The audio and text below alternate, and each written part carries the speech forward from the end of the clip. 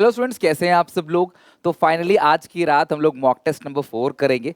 ये बहुत खास मॉक टेस्ट है, इसलिए क्लास बिल्कुल एंड पॉइंट पे रखा है मैंने। तो आज की रात आप क्लास इस मॉक टेस्ट को बहुत अच्छे से कर लेना। बहुत खास ये मॉक टेस्ट इसलिए है क्योंकि ये फाइनल मॉक टेस्ट है। मैंने एक नहीं 4 मॉक टेस्ट आपको दिए हैं। चारों के 4 मॉक टेस्ट बनाना बहुत जरूरी है। और प्लीज इस मॉक टेस्ट में मैंने जो आंसर लिखा है, मतलब मैंने जो आंसर्स लिखे हैं, प्लीज वो आंसर देखना। मैंने आपसे कहा था मैं खुद आंसर लिख के दूंगा। बाकी आज का लाइव सेशन जो है, अगर आपने अटेंड किया होगा तो बहुत कुछ आज के लाइव सेशन में आपने सीखा होगा। कंप्लीट ए टू जेड सब कुछ अच्छे से रिवीजन हुआ है। तो आप प्लीज उस लाइव सेशन को जाके जरूर देख लेना। राइट, चलो अब आते हैं क्लास। यहाँ पे सबसे पहला क्वेश्चन देखो, ये मैंने अपने आंसर शीट अटैच की है। बहुत परफेक्ट तो नहीं कहूंगा, लेकिन मैंने कोशिश की है कि अगर मैं लिखता तो मैं इस तरीके से अपने आंसर्स को प्रेजेंट करता। तो अगर आप पेपर में, मैं कुछ कुछ बातें बताऊंगा साथ में कि किन किन चीज़ों का ध्यान मैंने रखा है। एग्जामिनर को क्या चाहिए होता है क्लास, ठीक है। तो एग्जामिनर कॉपी चेक करता है तो उसको क्या चाहिए होता है, उसको क्या इंस्ट्रक्शन मिले होते हैं, वो किस तरीके से कीवर्ड्स को देखता है। मैंने एक काम इसके अंदर नहीं किया हुआ है, बस वो है अंडरलाइन। तो आपको इको में भी अंडरलाइनिंग करना है कीवर्ड्स का, वो मैंने यहाँ छोड़ रखा है आपके लिए, यहाँ पे करके दिखाऊंगा। तो ध्यान से अच्छे से अब समझना क्या है ये। पहला क्वेश्चन है, what are the phases of circular flow of income. 2 marks का है, तो आपको फेजेस के बारे में पूछा है सर्कुलर फ्लो ऑफ इनकम के। तो मैंने आंसर्स लिखा है class, there are 3 phases of circular flow of income. पहला है जनरेशन फेज, दूसरा है डिस्ट्रीब्यूशन फेज, तीसरा है डिस्पर्शन। ज्यादा बात नहीं करी, दो दो लाइन क्लास लिखा है और हर एक लाइन के बीच में एक एक गैप रखा है। अब आपको आंसर क्लास बहुत साफ, मेरी राइटिंग बहुत अच्छी नहीं है, मेरी राइटिंग बहुत अच्छी नहीं है, हाँ, लेकिन मेरी राइटिंग ऐसी है कि आप पढ़ोगे तो आपको समझ आ जाएगा। बस इतना ही चाहिए होता है, राइटिंग का यही रोल होता है बस, और कुछ नहीं, ठीक है। अच्छा, इसमें क्लास आपको लिखा गया है जनरेशन फेज लिखा है क्लास, पहला स्टेज सामान बन रहा होता है क्लास, गुड्स एंड सर्विसेज। यहाँ पे क्लास इनकम डिस्ट्रीब्यूशन होती है और यहाँ पे वो खर्च करता है क्लास, तो खर्च करने के बाद यहाँ पे उसको इनकम मिलता है। इसका आंसर शीट और इसका क्वेश्चन पेपर दोनों क्लास आपको 1 घंटे के अंदर हार्डली मैं दे दूंगा। लेकिन आप प्लीज इस वीडियो को एंड तक देखना ताकि आप बहुत सारी चीजें समझ पाओ कि हाँ किस किस तरीके से क्लास है इसके अंदर। राइट, अच्छा, इसके एक ऑप्शन में भी है class, difference between stock and flow. Stock और फ्लो का डिफरेंस, तो difference between stock and flow लिखा है क्लास, यहाँ पॉइंट ऑफ टाइम होता है क्लास। देखो डिफरेंस लिखा है मैंने, तो मैंने मीनिंग डाला है, टाइम डायमेंशन डाला, एग्जाम्पल, 3 पॉइंट पे मैंने डाल के दिखा रखा है क्लास। एग्जाम्पल को मैं पॉइंट नहीं कंसिडर करता, तो आप कोशिश करना कि एग्जाम्पल को एक पॉइंट की तरह कंसिडर मत करो, तो इसलिए क्लास अलग से दिखा रखा है मैंने। तो स्टॉक का मीनिंग लिखा है क्लास, यहाँ पॉइंट ऑफ टाइम है, यहाँ पीरियड ऑफ टाइम है। फिर मैंने क्लास नॉट टाइम डायमेंशन, यहाँ है टाइम डायमेंशन। बहुत स्पेशियस, खुला खुला, अच्छे से समझ आए टीचर को, चेक करने में उसको तकलीफ ना हो। हर एक क्लास पॉइंट के बाद एक लाइन का गैप छोड़ा है क्लास, नीट एंड क्लीन के लिए। ये बैंक डिपॉजिट है, कंजप्शन सेविंग है। बस आपको 2 नंबर में इतना ही आपको एक्सप्लेन कर देना है, इतना आपको प्रेजेंट कर देना है, बहुत है।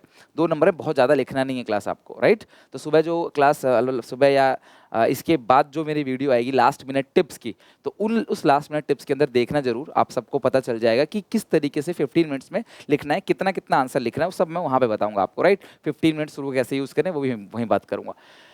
70% of increase income, 70% increase in income spent on consumption, बेटा एमपीसी है ये 0.7, 70% 70/100 विच इज 0.7।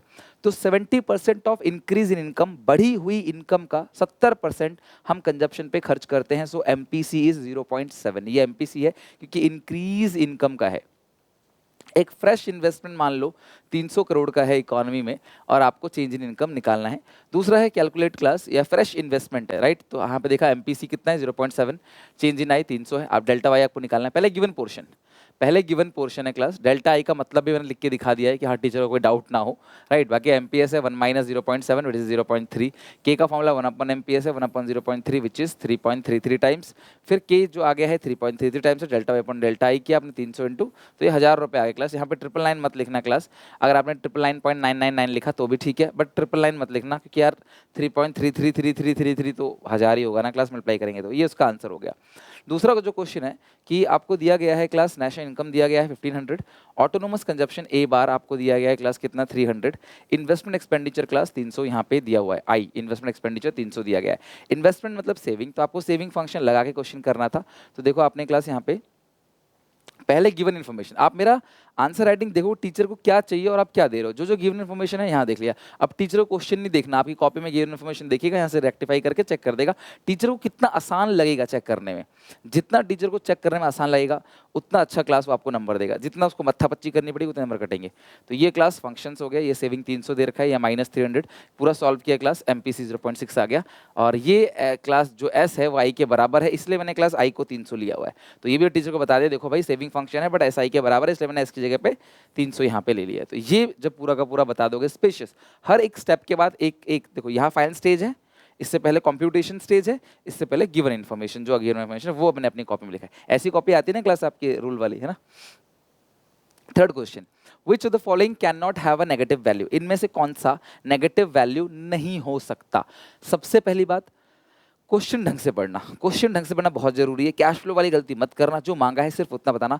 इनमें से कौन सा, तुम्हें दोनों के बारे में लिखना नहीं है, इनमें से किसका नेगेटिव वैल्यू नहीं हो सकता, रीजन के साथ बताओ।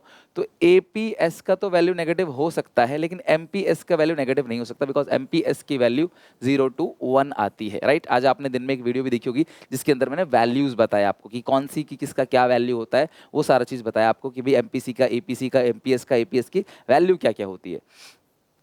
तो सॉल्यूशन लिखा है क्लास में, marginal propensity to save, shortcut मत लिखना, पूरा लिखना, cannot be negative value because it refers to the change in savings in the economy due to change in national income which lies between 0 to 1। तो ये underlining है, ये underlining है class कि ये क्या है class, cannot have negative, it lies between 0 to 1, but when whole additional income is saved MPS becomes 1 and if whole additional income is consumed MPS become 0 but it can never be negative। देखो अधिक से अधिक क्या हो सकता है, सारा consume कर लिया, सारा बचा लिया, अधिक से अधिक यही होता है, 0 और 1 के बीच ही रहेगा, अधिक से अधिक यही हो सकता है, तो 0 और 1 के बीच रहेगा, तो ये कभी भी किसी भी केस में क्लास नेगेटिव नहीं जाएगा, because change in saving can never negative. तो चेंज इन सेविंग जब नेगेटिव नहीं हो सकता तो ये भी कभी 0 नहीं हो सकता। ऐसे सुनो मेरी बात, चेंज इन सेविंग कभी नेगेटिव नहीं हो सकता, तो ये एमपीएस भी कभी नेगेटिव नहीं हो सकता। बीएसटी में क्या होता है, वर्ड्स ऐसे रहते हैं कि आप अंडरलाइनिंग जो करते हो ना, एक एक वर्ड में करते हो अंडरलाइनिंग, इसमें ना एक एक वर्ड में अंडरलाइनिंग नहीं होगी, इसमें सेंटेंस में अंडरलाइनिंग होगी, like it lies between 0 to 1। तो इस सेंटेंस में अंडरलाइनिंग होगी, तो अंडरलाइनिंग थोड़ी सी ज्यादा हो जाती है इसके अंदर। Fourth question, Indian health system needs to the increased dose of public expenditure to cure itself, defend or refute। देखो defend का मतलब सपोर्ट में, refute का मतलब नेगेटिव में। The given statement with the valid argument, तो आप अपनी इच्छा से एक वैलिड आर्ग्यूमेंट दो और आर्ग्यूमेंट देके बताओ क्लास कि ये स्टेटमेंट जो लिखा है आप उसको बचाव करते हो या इसके पक्ष और विपक्ष में हो। पक्ष मतलब डिफेंड करोगे उसको, विपक्ष मतलब अपोज करोगे। इंडियन का जो हेल्थ इंफ्रास्ट्रक्चर है उसको क्लास कुछ और एक्सपेंडिचर की जरूरत है, कुछ सरकारी खजाने में से और खर्चा किया जाए ताकि वो बेटर हो सके, राइट। तो इसका आंसर क्लास देखो, मैंने पूरा का पूरा पैराग्राफ लिखा है, हालांकि कुछ बच्चों को बड़ा लग सकता है, मैंने हाँ थोड़ा सा बड़ा लिखा हुआ है, थोड़ा सा बड़ा क्लास मैंने सिर्फ इसलिए लिखा हुआ है इसको, ताकि अगर आप आज ये पढ़ के जा रहे हो, समझ के जा रहे हो, तो अगर एक आध क्वेश्चन, एक आध लाइन अगर ऊपर नीचे हो गई पेपर में, मान लो क्वेश्चन ये नहीं आया, तो कहीं ना कहीं तो इन चीज़ों का यूज़ होगा। भाई सीधा यही क्वेश्चन नहीं आया पेपर में, बट इन डेटा का, इन बातों का कहीं तो आप यूज़ करके आ पाओगे, तो थोड़ा बहुत दिमाग में रहेगा। तो अच्छा, मैं 4 लाइन लिख के दूंगा तो दिमाग में 1 लाइन रहेगा कुल, तो मैंने क्लास यहाँ पे 10 लाइन लिख के दिया, कम से कम 4 लाइन रहेगा ही रहेगा, इतना लिख सकते हो आप। द स्टेटमेंट इज डिफेंडेड, पहली line, the statement is defended, तो आप अंडरलाइनिंग कर लेना डिफेंडेड को अंडरलाइनिंग कर लेना आप, राइट। सभी क्वेश्चन में अंडरलाइनिंग करना जरूरी नहीं है, तो किसी क्वेश्चन में ना करो तो भी चलेगा, और न्यूमेरिकल में बिल्कुल नहीं करना, सिर्फ आंसर को करना होता है। कहीं न्यूमेरिकल में नंबर को कर रहे हो अंडरलाइनिंग, ऐसे नहीं होता है। As the improvement in the health system in India has been unreasonably slow since independence, तो हमारे खर्चा जो है, इंप्रूवमेंट जो हो रहा है ना हेल्थ इंफ्रास्ट्रक्चर पे, वो अनरीजनेबली क्लास वो कहीं ना कहीं स्लो है since independence. Government spend very less amount in health infrastructure as compare to other nation, बाकी देश ज्यादा खर्च करती हैं। It was just 4.7। अगर डाटा लिखोगे ना तो लाजवाब हो जाएगा आंसर आपका, डाटा को हाईलाइट कर देना if you know this is correct data, right. In year 2014-15 की बात थी, कोविड-19, अंडरलाइनिंग करो, COVID-19 is the recent example which shows how poor health infrastructure is, lack of beds in hospital, lack of doctors, black marketing of masks, sanitizer, medicines, oxygen cylinder, किसी book में नहीं है ये आप नॉलेज से लिख रहे हो आप, right? Oxygen cylinder and other medical equipments every year, thousands of people died due to poor, right? Due to class यानी कि गरीब होने की वजह से class, due to bad medical facility, समझ ठीक है, पूरा हेल्थ केयर सर्विसेज खराब थी उसकी वजह से। Private hospital are very expensive, majority of people live in rural area, they can not afford private hospital, so government should increase the budget of health sector. तो ये पूरी बातें लिखी हैं, यकीन मानो नंबर क्लास नहीं कटेंगे, भले ही 2 नंबर का है, लेकिन जो लिखा हुआ है क्लास वो अप्रोप्रिएट है। तो आप कोशिश करना थोड़ा सा आंसर प्रिसाइज करने का, बिकॉज टीचर समझेगा कि यार ये एक ऐसा टॉपिक है जहाँ पे इतना लिखना जायज़ है, ये एक ऐसा टॉपिक ही आपने दे दिया जहाँ पे ज़्यादा लिखा जाता है। कोई ऐसा टॉपिक होगा जैसे मान लो आयुष आ गया, तो आयुष पे क्या लिखोगे, ज़्यादा नहीं लिख पाओगे आप आयुष के ऊपर। आयुष किसी का नाम नहीं ले रहा मैं, इंडियन सिस्टम ऑफ मेडिसिन की बात कर रहा हूँ, ठीक है। कहीं आयुष दिल पे ले ले कि भाई मेरे बारे में क्यों लिखोगे, ठीक है। AYUSH, ओके, आयुष मंत्रालय। Because good health increase the labor productivity, increase the GDP of nation, which will ultimately increase the national income। तो अगर हेल्दी इंसान हेल्दी रहेगा तो भी क्लास उसकी नेशनल इनकम तो बढ़ेगी, उससे वो अच्छा प्रोडक्टिविटी लेके आएगा, तो उससे भी देश को फायदा होगा। कंपेयर करो और एनालाइज करो, डाटा तुमसे पूछा नहीं जाएगा, डाटा तुमको दिया रहेगा, you have to compute, analyze और रीजन आपको बताने होंगे कुछ चीज़ों का। तो कंपेयर करो, एनालाइज करो distribution of employment in different sectors और जेंडर बेसिस। जेंडर बेसिस मतलब मेल फीमेल बेसिस पे कंपैरिजन करो, ये आपको डाटा दे रखा है। तो जो मेल है वो 40.7% लोग प्राइमरी सेक्टर में काम करते हैं, क्लास एम्प्लॉयमेंट जनरेट करते हैं, सेकेंडरी में 26.5, टर्चरी में 32.8। फीमेल की बात करें 57.1, 17.7% महिलाएं सेकेंडरी सेक्टर में काम करती हैं, जबकि 25% 25.2% ऑफ फीमेल जो है वो टर्चरी सेक्टर में काम करती हैं। ये डेटा आपको दे रखा है, आपको इसे एनालाइज करना है। डेटा कैसे एनालाइज करते हैं, आंसर राइटिंग कैसे करते हैं, ध्यान समझना। ए रहा इसको और, मैंने सारे आंसर लिखे हैं, क्या पता कोई बच्चा और वाला अपनाए, है ना, तो फिर वो बोलेगा सर आपने मेरा नहीं बताया। तो मैंने सारे आंसर लिखे हैं और वगैरह करके। और की बात करते हैं। सबसे पहला क्लास प्राइमरी सेक्टर, मैंने कैसे बांटा आंसर को, primary secondary tertiary, primary secondary tertiary. मैं इससे छोटा नहीं कर पाया, तो मैंने देखो उसी डेटा को नंबर में लिखा है, 40.7 पहले लिखा हुआ था, उसी डेटा को वहां से उठा के male population is engage in primary sector whereas in case of female it is 57। जो ऊपर डेटा दिया हुआ था ना क्वेश्चन में, उन्हीं डेटा को यहाँ लिखा है, अलग से क्या किया है, अलग से कुछ नहीं किया। जो डेटा वहां पे दिया हुआ था उन्हीं डेटा को यहाँ पे कंप्यूट किया है एंड नथिंग, इससे ज्यादा कुछ भी नहीं किया, राइट। तो लिखा है कि सेकेंडरी सेक्टर में 26 point male population is employed in secondary sector whereas only 17.7 in case of female sector due to basic education, social factors are reason.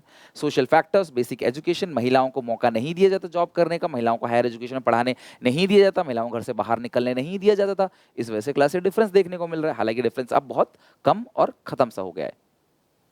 Tertiary sector 32.8% of male population, और यहाँ पे tertiary sector में female 25.2 है। In case of female due to high level of skill requirement, social issues, female are unable to find job in tertiary sector. Government should focus on education, सरकार को education पे, skill development पे और women को maximum employment opportunity देने के लिए सोचना चाहिए, जिससे क्लास हमारे सर्विस सेक्टर में महिलाओं का जो कॉन्ट्रीब्यूशन है वो भी बढ़ेगा। तो ये इसका आंसर हो गया। हालांकि ये 2 नंबर में था, आई अंडरस्टैंड कि आप थोड़ा कम लिखोगे, तो आप इसको और कंसाइज कर देना, 1-2 पॉइंट छोड़ देना। अब तीनों के नंबर उठा के लिखोगे तो भी तो क्लास वो लिमिट पूरी हो जाएगी। तो मुझे लगता है ऐसा क्वेश्चन आएगा, थोड़ा सा बड़ा ही आएगा बोर्ड में, भले ही सीबीएसई ने सैम्पल पेपर में ऐसा ही दिया है, बट बोर्ड में मुझे लगता है बड़ा देगा। Infrastructure contributes positively to the economic development of a country. Do you agree? Infrastructure economic development में positive, भैया infrastructure and economic development दोनों hand in hand चलता है। जितना तुम्हारा infrastructure strong होगा, तुम्हारा तरक्की उतना ज़्यादा होगा। तो ये तो बिल्कुल सही चीज़ है क्लास, बिल्कुल yes। अब देखो इसका answer, yes, I completely agree, I completely agree, मतलब मैं बिल्कुल इससे पूरी तरीके से आपकी बात से सहमत हूँ। With the above statement, development of infrastructure and economic development go hand in hand। Not only service, manufacturing sector, agriculture sector also depend upon proper irrigation facility, proper connectivity of road, banking system and other marketing mechanism. If good infrastructure facility are available in rural area, then poverty can be reduced and we can call ourselves a developed nation. Industrial progress is also depend, अब यहाँ पे एक गलती कर दी class, progress की जगह process लिख दिया, देखो। तो ऐसा टेंशन नहीं लेना है कि इतनी चीज़ों में नंबर कट जाएंगे, नहीं कटते क्लास, इन छोटी छोटी चीज़ों पे नंबर नहीं कटते। आई नो बच्चा इतना अच्छे से कर रहा है तो वो इसके लिए नंबर नहीं काटता। अब इंसान इंसान की बात होती है क्लास, कह नहीं सकता कोई इसी चीज़ को फोकस मारा, अच्छा ये गलती कैसे कर दी मैंने, पकड़ लिया। Is also depend upon the power generation, transportation, हाँ वो कट जरूर लगा देगा यहाँ पे, लेकिन वो कटेगा नहीं, नंबर नहीं काटेगा। And communication, so we can say infrastructure contributes positively to the economic development of a country. तो इकोनॉमिक डेवलपमेंट के लिए इंफ्रास्ट्रक्चर जो है वो पॉजिटिव रोल प्ले करता है, राइट।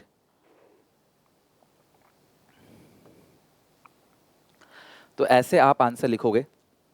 आई नो इतने सारे बच्चे देख रहे हैं इस वीडियो को, अगर आपके मन में कोई और आंसर आता है जो इक्विवेलेंट है इसके, जो आपको लग रहा है कि सर ये भी हो सकता है, ये अच्छा लिख सकते, आप लिख सकते हो।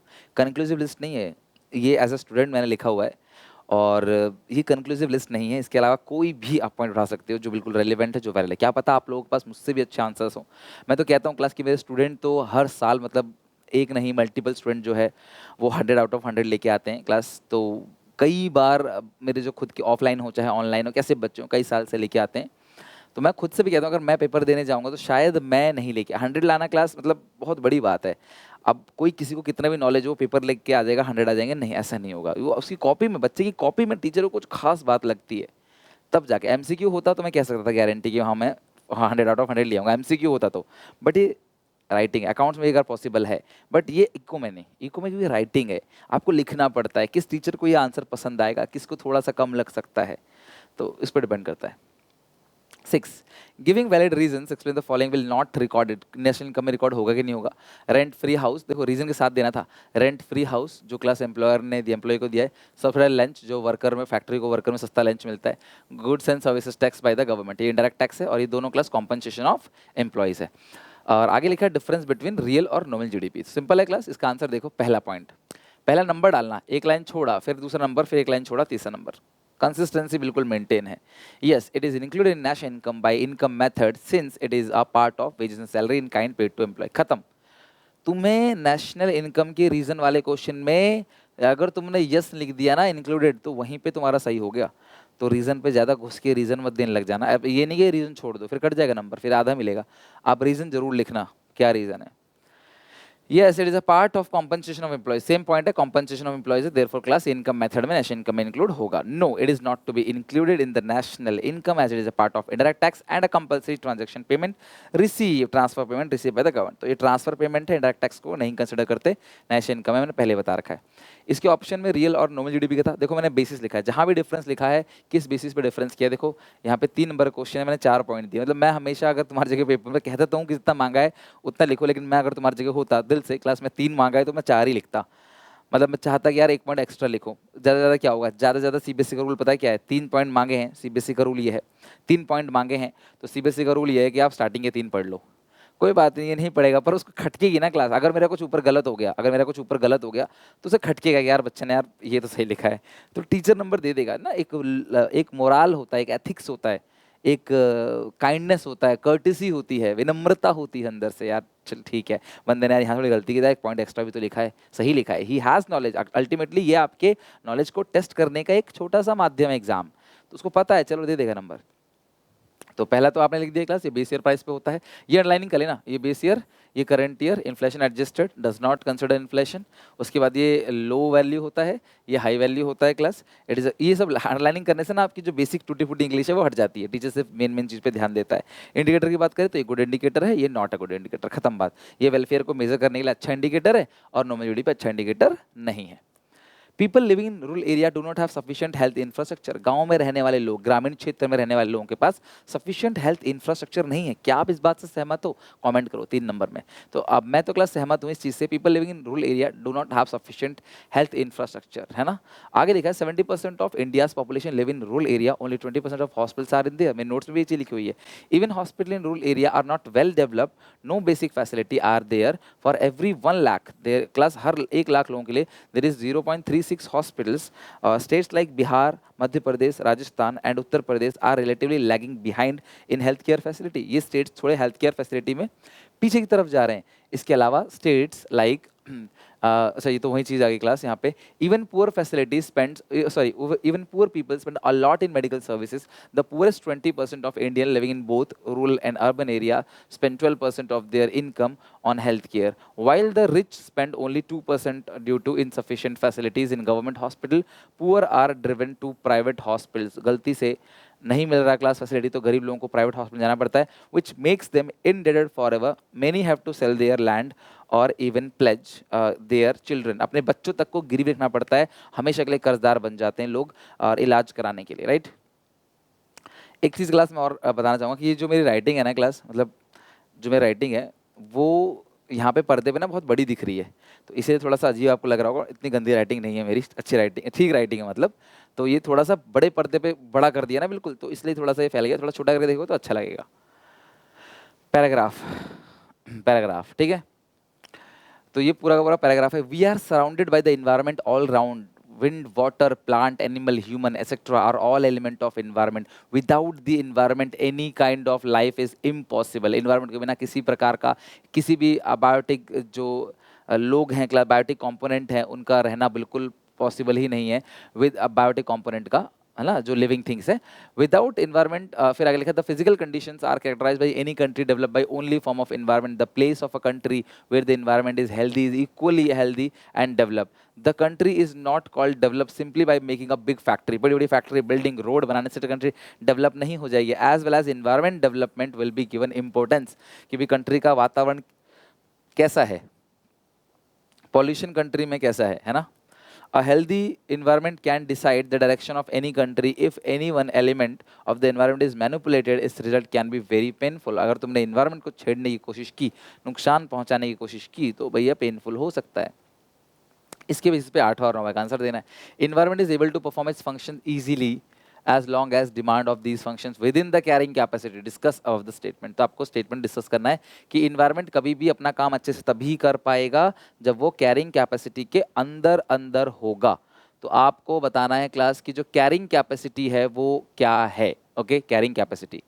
तो ये क्लास एक्सप्लेन करना ये रहा। The environment is able to perform its functions uninterpretedly, मतलब अनइंटरप्टेडली, समझ जाना यार क्या है ये। So long as demand for these functions within the carrying capacity of environment, it means resource extraction should be below the rate of resource regeneration. Resource को उतना ही बर्बाद करो कि रिसोर्सेस दोबारा रीजनरेट हो सके। अगर हद से ज़्यादा रिसोर्सेस को बर्बाद किया कि वो दोबारा रीजनरेट नहीं हो पा रहे, तो इससे क्लास वेस्ट जनरेट होगा और अब्जॉर्प्शन कैपेसिटी खत्म हो जाएगी इन्वायरमेंट की, और इन्वायरमेंट बाकी सारे फंक्शंस को परफॉर्म करना बंद कर देगा, और इससे क्या होगा क्लास, लाइफ खत्म हो जाएगी, इन्वायरमेंटल क्राइसिस आ जाएगा। To maintain the healthy environment, the carrying capacity of the government of the environment must be valued and respected. कुछ गलत अगर ऐसे हो गया तो एक लाइन खींच के काटना, वहाँ पे ऐसे ऐसे कुछ लोग डिज़ाइन बना देते हैं, ऐसे ऐसे पूरा डिज़ाइन फिर ऐसे कर देते हैं, फिर बैठ के कुछ सोचते रहेंगे और इसको शेड करते चले जाएंगे इस तरीके से। प्लीज़ ऐसा मत करना। देखो तुम्हें यही कितना गंदा लग रहा है, तो अपनी कॉपी में ऐसा मत करना। 9th क्वेश्चन क्या था क्लास, इन तीनों में से कोई भी 2 डेढ़ नंबर का एक्सप्लेन करना था, कोई भी 2, तो कोई भी 2 एक्सप्लेन कर देना है। ये तो बहुत सिंपल है, तो आसानी से कर लोगे। तो मैंने ग्लोबल वार्मिंग कर रखा है। ग्लोबल वार्मिंग और एयर पॉल्यूशन वैसे भी 2 सीरियस कॉज है अभी इन्वायरमेंट के, हमारे इंडिया की बात करें तो, ठीक है। तो ग्लोबल वार्मिंग क्या है, it refers to gradual increase in the earth temperature generally class due to greenhouse gases और greenhouse effect like carbon dioxide, methane, nitrous oxide and ozone. तो अगर तुम ग्रीन हाउस गैसेज के बारे में लिख रहे हो और तुम इनमें से 1-2 नाम नहीं जानते, मीथेन तो जानते होगे क्लास, है ना, CH4 जानते होगे, CO2 जानते होगे, कार्बन डाइऑक्साइड का तो जरूर लिखना नाम, है ना। तो उसमें लिखा है क्लास की जो मेजर सोर्स कार्बन डाइऑक्साइड कहाँ से आता है क्लास, प्लांट, पावर प्लांट से और फॉसिल फ्यूल के जलने से, मतलब कोयला पेट्रोल सब जलने से, for the purpose of electricity generation. तो बहुत ज़्यादा जो पावर कंपनीज है ना, एनर्जी सेक्टर, वो बहुत ज़्यादा ग्रीन हाउस गैसेस एमिट करता है। Global warming is a serious concern in all over the world. This leads to glacier melting, increase in sea level, loss of beauty of nature. बहुत है इतना, क्योंकि ये 1.5 नंबर का है, 2 का भी नहीं है।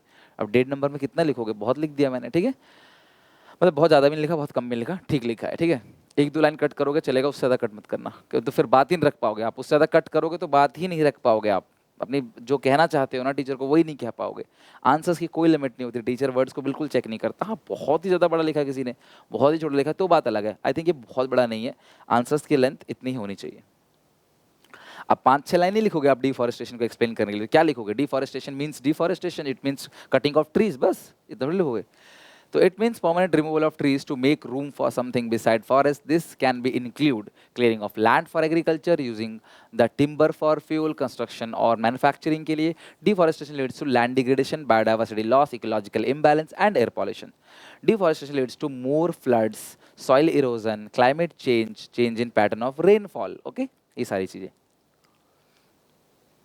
10th क्वेश्चन पे आते हैं, एक्सटर्नलिटीज एज ए लिमिटेशन। ध्यान रखना class, GDP as a welfare का, barter system exchange, composition of exchange, sorry composition of GDP, distribution of GDP और एक्सटर्नलिटीज, ये 4 पॉइंट है, राइट। इन चारों के बारे में से किसी भी एक के बारे में पूछ सकता है, चारों के बारे में पूछ सकता है, और सबसे ज़्यादा इंपॉर्टेंट है एक्सटर्नलिटीज। मैंने अपने सारे सैम्पल पेपर में कहीं ना कहीं 1-8 क्वेश्चन इसमें से दिया ही है। तो एक्सटर्नलिटीज को एक्सप्लेन करना है as a limitation of GDP, तो ये रहा। It refers to good and bad impact of an activity without paying the price और पेनल्टी फॉर दैट। कुछ अच्छा किया, कुछ नहीं मिल रहा मेरे को, कुछ खराब किया, कोई पेनल्टी नहीं लग रही मेरे पे, तो इसको जीडीपी में रिकॉर्ड नहीं कर सकते। तरक्की कर रहा है देश, ठीक है, नई नई गाड़ियाँ आ रही हैं, नया नया टेक्नोलॉजी आ रहा है, एसी, रेफ्रिजरेटर और बहुत सारी चीज़ें, गीज़र वगैरह, बहुत सारी टेक्नोलॉजी आ रही है, लेकिन वो मशीनें, वो क्लास जो टेक्नोलॉजी हमारे इन्वायरमेंट को डैमेज पहुंचाती हैं, तो वो चीज़ ठीक नहीं है। आप प्रोडक्शन करो, आगे बढ़ो, ठीक है, लेकिन रिसोर्सेज का वेस्ट जो है वो आप बिल्कुल मत करो। It refers to good and bad impact of an active, हो गया ना क्लास। इट मेंटेन, जैसे इसमें एक एग्जांपल भी दे देना, आप एग्जांपल दोगे तो आंसर मेंटेन कर पाओगे। पॉजिटिव एक्सटर्नलिटीज का मतलब क्या है? जब एक अच्छा गार्डन मेंटेन किया मिस्टर एक्स ने, इससे वेलफेयर हो रहा है वाई का, लेकिन वाई कोई पे नहीं कर रहा, तो ये जीडीपी में कैसे रिकॉर्ड होगा? तो इसको जीडीपी में रिकॉर्ड नहीं कर सकते। नेगेटिव एक्सटर्नलिटीज का मतलब क्या है? जब स्मोक ओमिट कर रहा है एक फैक्ट्री, कोई फैक्ट्री धुआं छोड़ रहा है, वाटर पॉल्यूशन कर रहा है, एयर पॉल्यूशन कर रहा है ना, कोई नॉइज पॉल्यूशन कर रहा है, इंडस्ट्रियल वेस्ट को पूरा पानी में बहा दिया जा रहा है, तो यार इससे वाटर पॉल्यूशन हो रहा है, इससे सबको नुकसान है, सोशल वेलफेयर सबको नुकसान है, बट कोई इसके लिए पेनलाइज नहीं किया जाता, किसी एक को उसका नुकसान नहीं भरना, सबको नुकसान भरना है। हवा दूषित हो गई, पानी खराब हो गया, तो यार हमें भी नुकसान होगा, भले हम कर रहे हो उसको या ना कर रहे हो, सबको नुकसान पहुंचेगा, हर किसी को उससे नुकसान पहुंचेगा,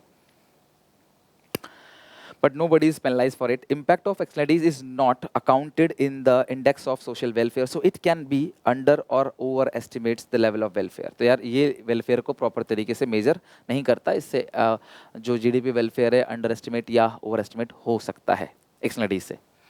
11 क्वेश्चन, देखो ऑप्शंस बहुत सारे हैं, मुझे सबसे अच्छी चीज़ इनकी ऑप्शन की लगी कि यार ऑप्शंस इतने सारे हैं कि आपको जो अच्छा लगे आप वो चूज़ करो, काफ़ी सारे ऑप्शंस हैं। Explain the meaning of underemployment equilibrium. Use diagram. Explain two measures by which full employment equilibrium can be reached. Under employment equilibrium किसको कहते हैं, और आपको बताना है कि किस तरीके से, दो मेजर बताना है, एनी टू मेजर, और जिससे क्लास हम, आप देखना क्लास एग्जामिनेशन में ना कौन से मेजर्स की बात कर रहा है, मॉनेटरी फिजिकल बात कर रहा है, क्वांटिटेटिव क्वालिटेटिव, अच्छा यहाँ पे कुछ लिखा नहीं तो कोई भी यूज़ कर सकते हो आप। बाकी initial increase in investment affect the level of final income by the economy, show it's working with suitable numerical example. तो ये कुल मिला के बात किसकी कर रहा है? मल्टीप्लायर की। तो आपको इन्वेस्टमेंट मल्टीप्लायर के बारे में लिखना है, राइट?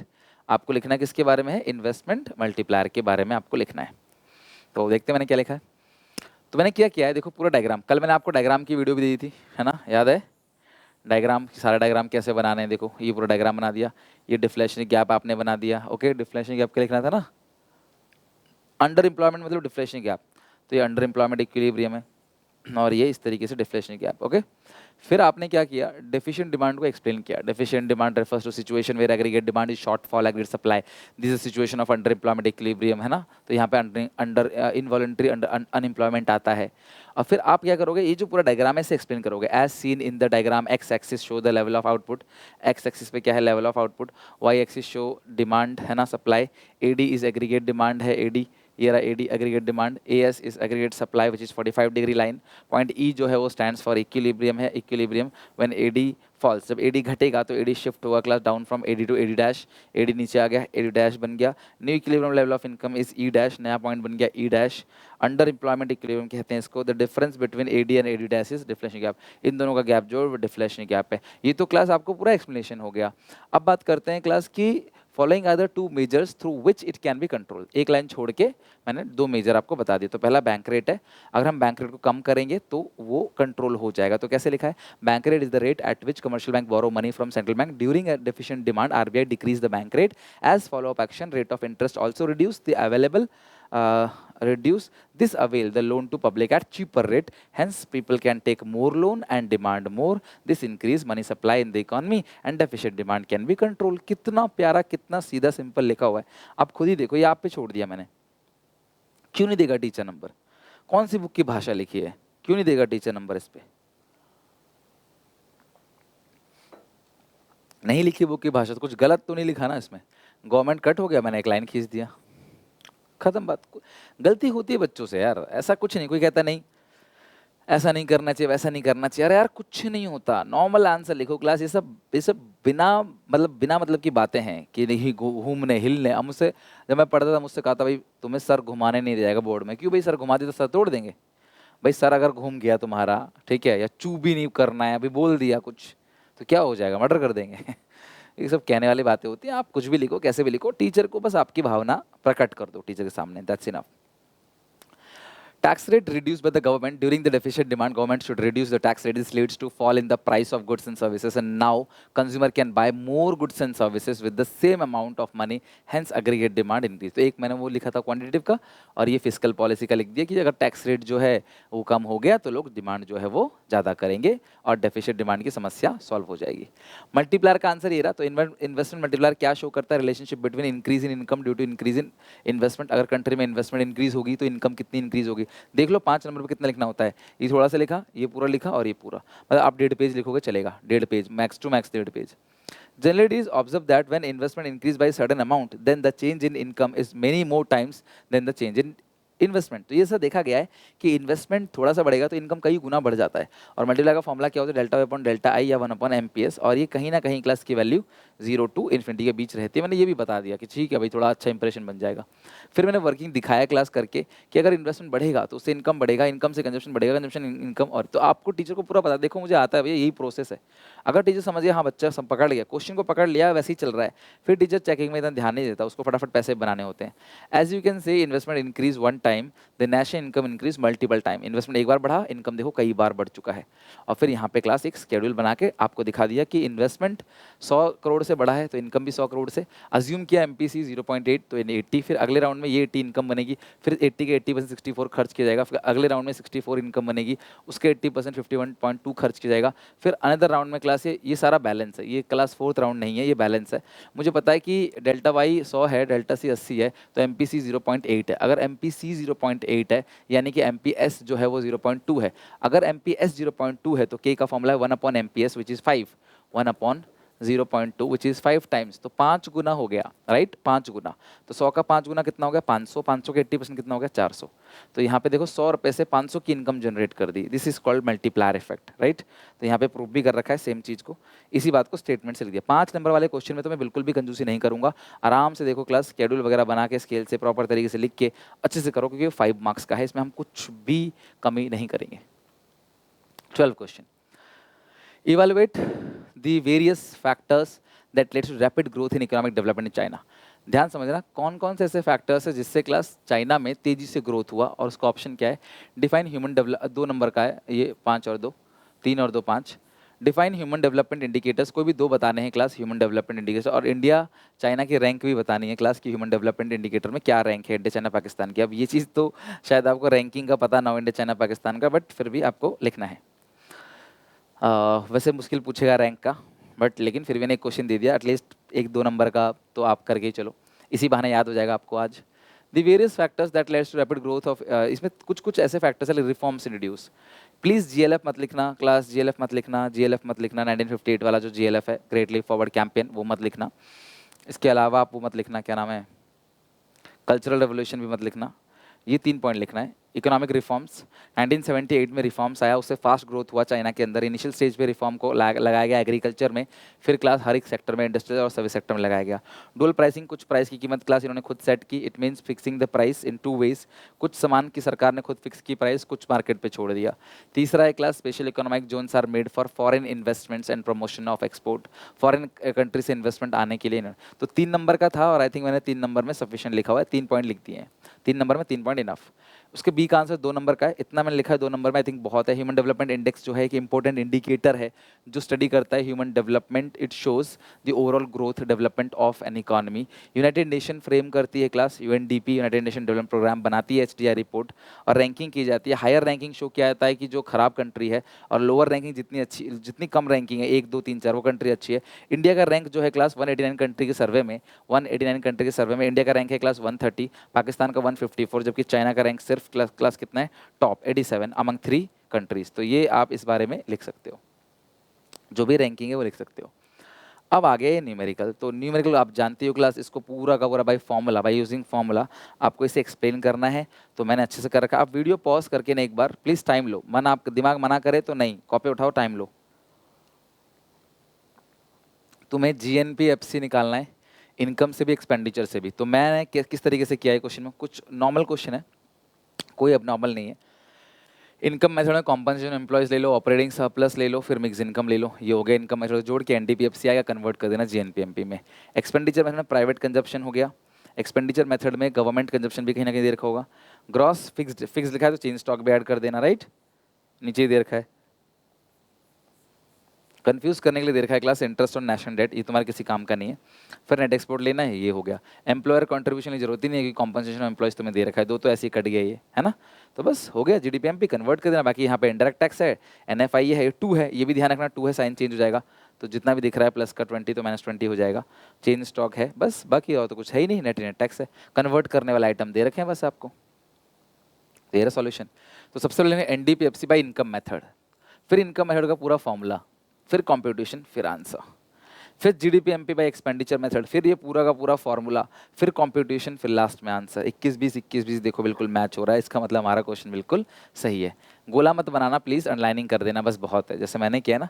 आपको गोला बनाने की कोई ज़रूरत नहीं है, सर्कल मत बनाना, सिर्फ ऐसी अंडरलाइनिंग कर देना। अच्छा, बी जो क्वेश्चन था इसका, बी क्वेश्चन क्या था, ऑपरेटिंग सरप्लस। बी जो क्वेश्चन है उसमें आपको क्या करना है, ऑपरेटिंग सरप्लस आपको डिफाइन करना है कि ऑपरेटिंग सरप्लस है क्या। तो ये रहा क्लास, क्योंकि 2 नंबर का है तो बहुत ज़्यादा डिफाइन नहीं करना है। तो operating surplus refers to sum total of income from property. Property से इनकम कौन कौन सी आती है, rent, royalty, interest and entrepreneurship से क्या आता है, प्रॉफिट। शायद हमने आज के दिन एक मॉक टेस्ट में किया भी था, है ना, कि और मुझे बताओ कौन से मॉक टेस्ट में था, आई थिंक 3 में होगा मेरे हिसाब से। तो आप मुझे बताओ कि आपको ये पूछा गया था कि फैक्टर इनकम, जो income from property and entrepreneurship के अंदर 3 आइटम बताने थे। तो ये 3 आइटम और ये 4, टोटल 4 आइटम होते हैं, कोई भी 3 आपको बताना था। प्रॉफिट तो इंक्लूड करना ही था, बाकी रेंट, इंटरेस्ट आप लिख सकते थे।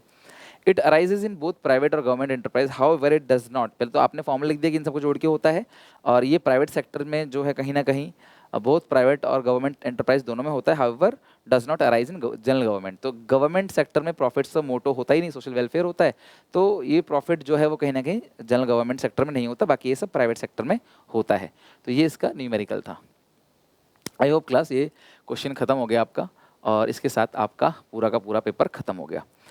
एक और अनाउंसमेंट करना चाहूँगा कि हम लोगों का जब आपका पेपर खत्म हो जाएगा मैथ्स का 7 जून से, हम लोग CUET का बैच चालू कर रहे हैं क्लास, डोमेन सब्जेक्ट का। इसके अलावा हमारे पास इंग्लिश का, मैथमेटिक्स का, हर चीज़ का अवेलेबल है। लेकिन डोमेन सब्जेक्ट की क्लास हम लोग खुद ही हैंडल कर रहे हैं, मतलब मैं खुद डोमेन आपको पढ़ाऊंगा। आपका अकाउंट्स, आपका इकोनॉमिक्स, आपका बिजनेस स्टडीज़, पूरा का पूरा A to Z, आपका रिवीजन, उसके अंदर क्लास टेस्ट वगैरह सारी चीज़ें क्लास आपको कराऊंगा, ताकि आप सबका CUET बहुत अच्छे से निकल जाए। तो अगर आप मेरे पर ट्रस्ट करते हो कि हाँ सुनील सर करा सकते हैं, कॉमर्स पढ़ा रहे हैं क्लास, बाकी सब्जेक्ट तो मैं नहीं पढ़ाता और टीचर्स हैं उसके लिए, बट अगर आपको लगता है कि सुनील सर ये चीज़ें करा देंगे, तो डेफिनेटली क्लास SPCC वाला एप्लीकेशन डाउनलोड करो, वहाँ से जाके क्लास ज्वाइन करो। तब तक के लिए take care, bye bye, God bless you and all the best class. काफ़ी रात हो गई है, बस स्ट्रेटजी की वीडियो देख के आराम से सो जाना। सुबह क्लास आपकी पूरी की पूरी क्लास, फिर प्रिपरेशन जो हुई है उसको आप अपने कॉपी में लिख रहे होगे, राइट। तब तक के लिए टेक केयर, बाय बाय। कोई दिक्कत परेशानी कमेंट सेक्शन में मेंशन करो क्लास। सुबह तक क्लास में हूँ आपके साथ, उसके बाद भी हूँ, मतलब कमेंट में आप लिखो। मैं सुबह तक भी अगर कुछ और भी कोशिश होगी तो वो भी मैं करूँगा। हालांकि मैंने हर टॉपिक के ऊपर वीडियोज़ बना रखी हैं, आप मेरे उस टॉपिक का नाम डालो, सुनील पांडा सर्च करो। और इन कुछ दिनों में काफ़ी सारी वीडियोज़ बनाई, काफ़ी सारी चीज़ सिखानी थी। मॉक टेस्ट 4-4 कराया, किसी ने भी आपको 4 मॉक टेस्ट नहीं कराओगे, कोई भी गारंटी देखना क्लास, किसी भी टीचर ने आपको इस तरीके से आंसर लिख के नहीं दिया होगा। मैंने बहुत मेहनत की है क्लास इन आंसर्स पे कभी लिख के, जो आज शायद आपको क्लास काफ़ी हेल्प करेगा। चलो take care, bye bye, God bless you, all the best. Paper बहुत अच्छा जाएगा, खुद पे रखना विश्वास, कॉन्फिडेंस रखना। किसी एक क्वेश्चन को नहीं आने से कॉन्फिडेंस को लूज मत होने देना। कॉन्फिडेंस को आप रखना कि ये क्वेश्चन नहीं आया तो और अगला वाला आएगा और अच्छे से करेंगे। इसको भी मैं बना बना के लिख सकता हूँ, कोई बात नहीं, देखेंगे इस क्वेश्चन का जवाब भी देंगे, दिमाग से देंगे, बट करेंगे। हिम्मत नहीं हारना है, बिकॉज ये क्वेश्चन गलत चला गया तो जिंदगी पलट नहीं जाएगी, आगे बहुत मौके हैं। Okay, take care, bye bye. Opportunity बहुत सारी लाखों आती है, एक मिस हो गई दूसरी आएगी, क्या दिक्कत है ना। चलो बाय।